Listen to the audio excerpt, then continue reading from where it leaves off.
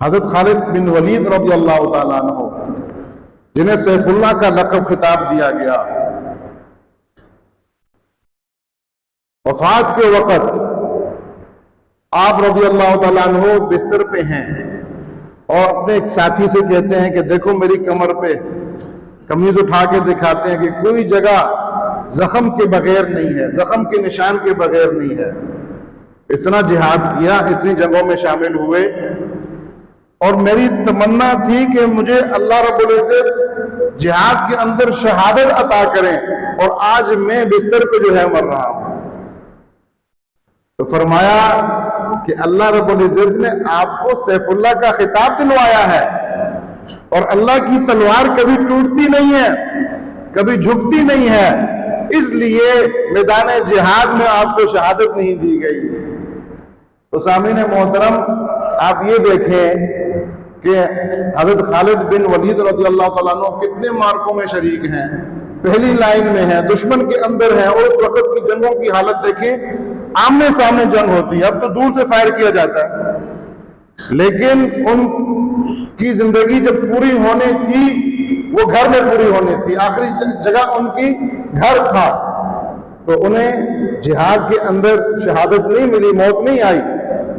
تو سب انسانوں کا یہی عمل ہے، جب وقت پورا ہوگا فَإِذَا جَاءَ أَجَلُهُمْ لَا يَسْتَأْخِرُونَ سَاعَةً وَلَا يَسْتَقْدِمُونَ، تو پھر نہ ایک گھڑی کم ہو سکتی ہے نہ ایک گھڑی زیادہ ہو سکتی ہے، وہی وقت جو موت کا مقرر ہے وہی وقت آنا ہے۔ تو فرمایا جب بھی ایسا واقعہ ہو تو ثابت قدم رہو۔ اور دوسری ہدایت یہ بیان کی گئی کہ صلح کی کوشش کی جائے، امن کی کوشش کی جائے، اگر امن قائم ہو سکتا ہے، صلح ہو سکتی ہے، اتفاق ہو سکتا ہے کسی معاہدے پر، تو اس کی کوشش کی جائے حالات کو دیکھتے ہوئے۔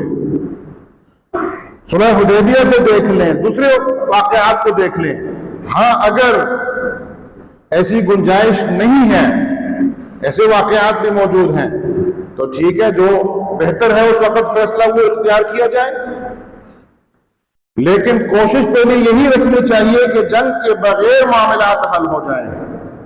اللہ سے جنگ کو نہ مانگو، عافیت اور امن کو مانگو، یہ ہدایات ہیں نبی کریم صلی اللہ علیہ وسلم کی۔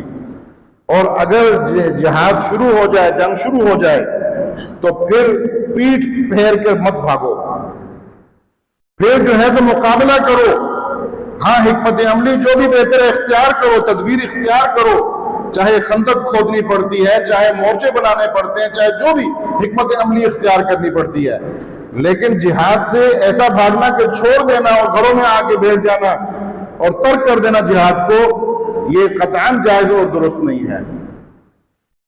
اور پھر اگر کوئی ایسا معاملہ ہوتا ہے تو جو ہدایات ہیں وہ یہ ہیں کہ دشمن سے لڑو، اس کے بچوں کو، خواتین کو، بوڑھوں کو ضرر مت پہنچاؤ، حتیٰ کہ درختوں کو ضرر مت پہنچاؤ، یہ ہدایت بھی ہیں۔ وَإِن جَنَحُوا لِلسَّلْمِ فَاجْنَحْ لَهَا وَتَوَكَّلْ عَلَى اللَّهِ، اور اگر وہ دشمن صلح کی طرف مائل ہو جائے تو پھر صلح کر لو، یہ قرآن کا حکم ہے، اور اللہ پر توکل کرو، اور یہ بھی ہے کہ زیادتی مت کرو، جو تم پر قتال کرتے ہیں ان کے ساتھ قتال کرو، وَلَا تَعْتَدُوا إِنَّ اللَّهَ لَا يُحِبُّ الْمُعْتَدِينَ، لیکن زیادتی مت کرو، کیونکہ اللہ رب العزت زیادتی والوں کو پسند نہیں فرماتے۔ کتنی خوبصورت ہدایات ہیں۔ اب آپ ایک طرف دیکھیں کہ دشمن کیا کر رہا ہے، عام آبادی پر حملہ کر رہا ہے۔ آپ غزہ کو دیکھ لیں، فلسطین کو دیکھ لیں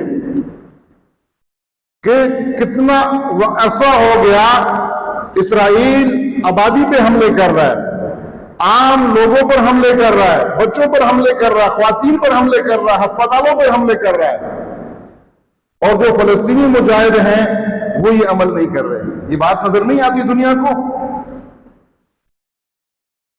کہ گھر ان کے تباہ ہو گئے، غزہ سے جو ہے تو کیا بن گیا، صحرا بن گیا، ساری عمارتیں زمین بوس ہو چکی، ہزاروں لوگ شہید ہو چکے، لاکھوں لوگ زخمی ہو چکے، لیکن اسلام کیسے اپنے مومنین کو فالوز کو پابند رکھتا ہے؟ وہ حرکت جو دشمن کر رہا ہے مسلمان نہیں کر رہے. جیسے عمارتیں فلسطین کی زمین بوس ہیں، کیا اسرائیل کی ہوئی ہیں؟ کیا یہ نہیں کیا جا سکتا؟ عوام پہ حملہ نہیں کر سکتے؟ کر سکتے ہیں، لیکن نہیں کرتے. کیوں نہیں کرتے؟ کیونکہ اسلام ہمیں اس سے منع کرتا ہے. میدان جہاد میں بھی اسلام کی تعلیمات پر پابند رہنا ہے، کیونکہ عبادت ہے، یہ کوئی خواہش نفس نہیں ہے ہماری، اللہ کا حکم ہے. جب جہاد فرض ہو جائے تو اللہ کے حکم کے مطابق جہاد کرنا عبادت ہے، لازم ہے. تو سامعین محترم، یہ وہ باتیں ہیں جو ہمیں اسلام سکھاتا ہے. اور پھر جہاد کی بھی مختلف طریقے ہیں، انداز ہیں. ایک جہاد بالسیف ہے، قتال کے ساتھ جہاد ہے، سیف کے ساتھ، تلوار کے ساتھ، اسلحے کے ساتھ جہاد کرنا ہے. اور پھر جہاد کے کچھ اور درجے بھی ہیں، کچھ اور اقسام بھی ہیں جس کا ذکر بھی قرآن میں موجود ہے. قتال کا، جہاد بالسیف کا حکم بھی قرآن میں موجود ہے، اور جو دیگر جہاد کی اقسام ہیں ان کا ذکر بھی قرآن میں موجود ہے. قرآن میں اللہ پاک فرماتے ہیں فَلَا تُطِعِ الْكَافِرِينَ وَجَاهِدْهُمْ بِهِ جِهَادًا كَبِيرًا، کہ کافروں کی بات نہ مانو اور ان کے ساتھ جہاد کرو، بھی اس قرآن کے ساتھ، جہادًا کبیرہ، جو کبیر بڑا جہاد ہے. اب آپ دیکھیں اللہ فرماتے ہیں کہ اس قرآن کے ساتھ جہاد کرو، تو مفسرین نے اس کی تفسیر کی ہے. مفسرین نے یہ بتایا ہے کہ قرآن کے ساتھ جہاد کیسے کیا جا سکتا ہے. جیسے کہ سیف کے ساتھ جہاد کیا جاتا ہے، تو قرآن کے ساتھ جہاد ایسا ہوگا کہ قرآن کے دلائل کو واضح کرو، بیان کرو ان کے سامنے، قرآن کی دعوت کو عام کرو، قرآن کا پیغام پہنچاؤ. یہ دعوت و تبلیغ، قرآن کے احکام کو آگے پہنچانا، یہ بھی جہاد ہے. اللہ رب العزت نے قرآن میں اس کا ذکر فرمایا کہ قرآن کے ساتھ جہاد کرو.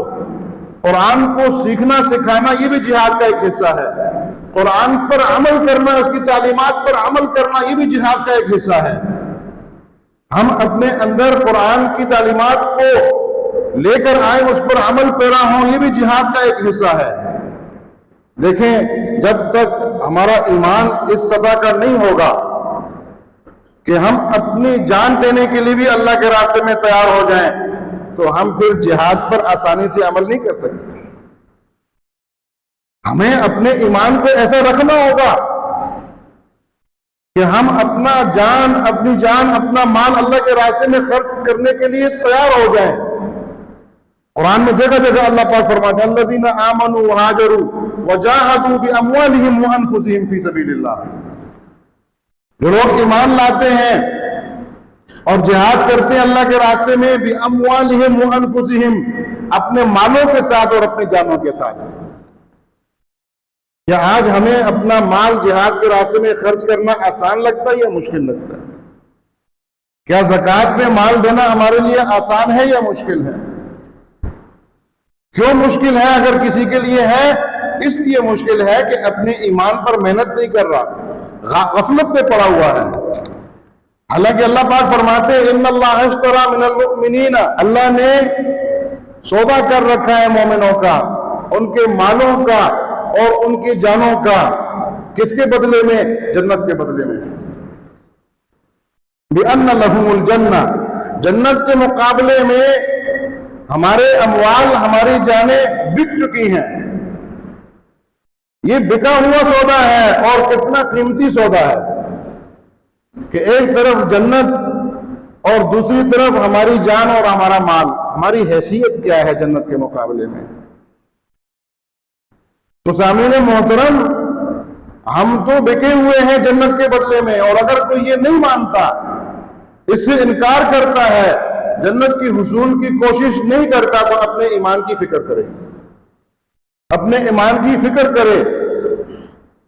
تو سامعین محترم، یہی درخواست ہے کہ پروپیگنڈے کا شکار مت ہوں، ان حالات میں ثابت قدم رہیں اور دشمن یہ وار کر رہا ہے کہ ہمارے اندر اختلاف کو پیدا کرے، انتشار کو پیدا کرے، تفرقوں کو پیدا کرے. فَتَفْشَلُوا وَتَذْهَبَ رِيحُكُمْ، جو یہ عمل ہے کہ ہم آپس میں متفق نہ رہیں، ہماری طاقت بکھر جائے، یہ دشمن کا مقصد ہے. ہمیں اسے اس مقصد میں کامیاب نہیں ہونے دینا. ہم نے یکجان رہنا ہے. ہم بحیثیت قوم بھی یکجان رہیں گے، بحیثیت مسلمان بھی یکجان رہیں گے اور دشمن کا مقابلہ کریں گے. انشاءاللہ تعالی ہمت نہیں ہوگی دشمن کو کہ وہ اس قوم کا مقابلہ کر سکے. اللہ پاک ہمیں سمجھ کی توفیق نصیب فرمائے. وآخر دعوانا الحمدللہ رب العالمین.